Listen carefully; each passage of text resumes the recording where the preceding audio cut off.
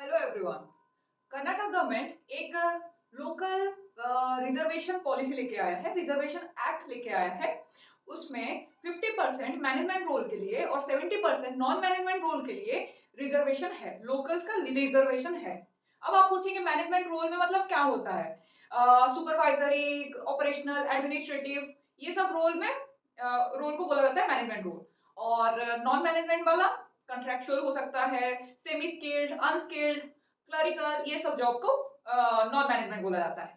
इस एक्ट के under locals किसको बोला जाता है? फॉर एग्जांपल, इति अगर कर्नाटक में 10 साल से रह रही है, क्या वो लोकल्स होगी? नहीं। अगर इति कर्नाटक में पैदा हुई है और उड़ीसा में 15 साल से रह रही है, तो क्या वो लोकल्स होगी? बिल्कुल भी नहीं। इति को कर्नाटक में पैदा भी होना होगा और 15 साल, एटलीस्ट 15 साल से अभी इति को रहना होगा कर्नाटक में। फिर क्या वो लोकल बन जाएगी इस एक्ट के अंडर में? बिल्कुल भी नहीं। उसको कन्नड़ा लैंग्वेज पता होना होगा, बोलना आना होगा, पढ़ना आना होगा, लिखना आना होगा।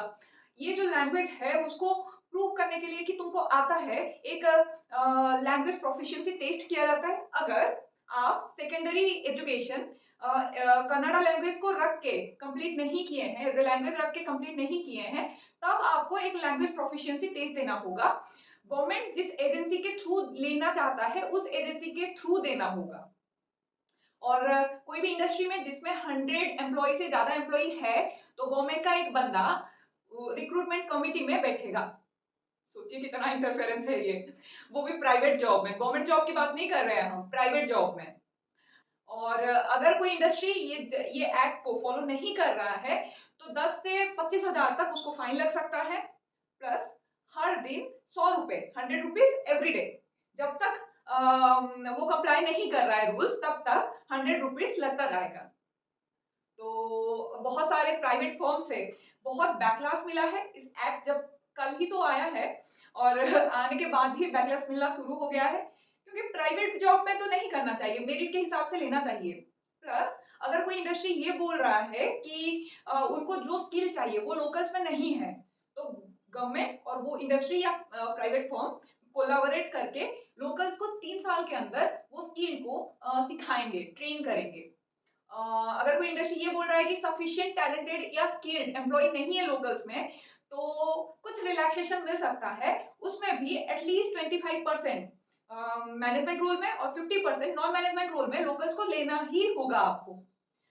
लेबर मिनिस्टर, कर्नाटक के जो लेबर मिनिस्टर है, वो बोले हैं कि जो प्राइवेट फर्म आता है, वो एग्रीकल्चरल लैंड खरीद के उसमें प्लांट खड़ा करता है, जिसके वजह से लोकल्स को बहुत प्रॉब्लम होता है। तो लोकल्स को वो फायदा मिलना चाहिए, जिसके लिए ये एक्ट लाया गया है। अगर आपको रिजर्वेशन का हिस्ट्री, इंडिया में रिजर्वेशन कैसे आया, क्यों रिजर्वेशन को लाना जरूरी था, और कैसे कैसे रिजर्वेशन मिलता है, किस किस एरिया में रिजर्वेशन मिलता है, उसके बारे में आपको जानना है, अच्छा खासा मतलब हिस्ट्री जानना है, तो आप कमेंट में बता सकते हैं कि आपको ये रिजर्वेशन टॉपिक में पूरा हिस्ट्री जानना है, तो मैं पक्का बनाऊंगी उस पर वीडियो। ऐसे ही वीडियोस देखने के लिए आप मेरे चैनल को फॉलो करिए।